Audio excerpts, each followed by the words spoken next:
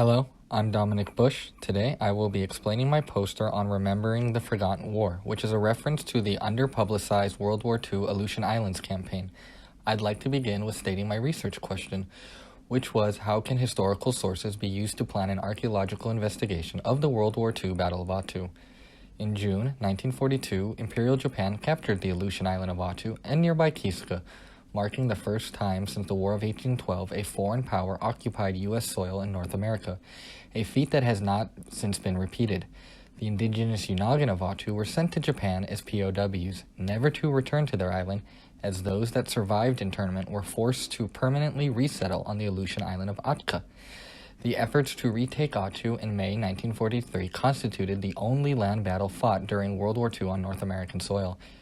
Yet the battle remains on the peripherals of the U.S. consciousness.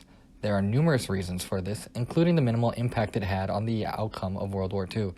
There, of course, is the issue of Attu's remoteness, as it is the westernmost point of North America and currently the largest uninhabited U.S. island, perhaps a case of out of sight, out of mind. However, the lack of notoriety does not erase the loss of 549 U.S. soldiers and over 2,350 Japanese troops, including non-combat injuries, mainly the result of the U.S. force being ill-equipped for the Aleutian weather and terrain. The Battle of Attu had the second highest relative casualty rate, that is, the ratio of U.S. to Japanese casualties, in the entire Pacific theater, only trailing the infamously bloody Battle of Iwo Jima. Still, the island's World War II legacy has largely been neglected by historical archaeologists, who often focus on better-known battles such as Midway, Pearl Harbor, and Saipan. I provided this map from the official U.S. Army history on the Battle of Attu as a visual summary. I'll continue to the focus of this poster, however I am more than happy to answer any questions about the battle's context and events or suggest literature containing battle summaries. Moving on, the logistical concerns with accessing Attu make pre-project scouting nearly impossible, which stands as one of the largest obstacles to an archaeological investigation of the battle. This includes remote sensing operations, where issues of accessing Attu are compounded by the island's notoriously bad weather. Thus, researchers interested in such an endeavor should make use of the many historical sources available, in hopes of gaining a better understanding of where material culture from the battle is likely to be encountered. I decided to do this through a combination of a terrain analysis and estimations of force size using over 100 primary and secondary sources. Appearing in numerous Army manuals, the military acronym COCOA is a way of classifying terrain features based on the attributes listed here. This forces field commanders to anticipate which parts of a battlefield would be advantageous to occupy and for what purposes. Conversely, the COCOA attributes can be seen from the enemy perspective, which can help predict defense and attack strategies. If interested, I am happy to explain the individual meaning of the attributes and examples of terrain features grouped by COCOA attribute.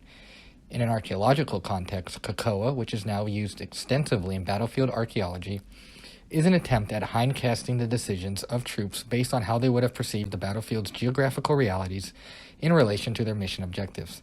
This can help archaeologists predict the location of certain defense structures, where engagements are likely to have taken place, and the type and quantity of material culture likely to be recovered from a particular terrain feature. For this study, I attempted to transform the qualitative information of a COCOA analysis into quantitative data that would be used to create a predictive model for discerning which areas of Attu's battlefield are likely to produce evidence of the battle.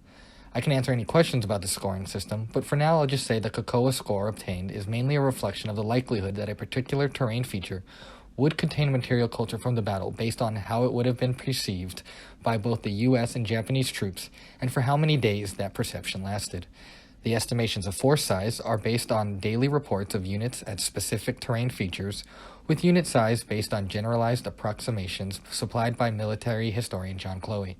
When terrain analysis data and force estimations are combined in the index listed here, the resulting z-value can be thought of as a rough proxy for combat intensity.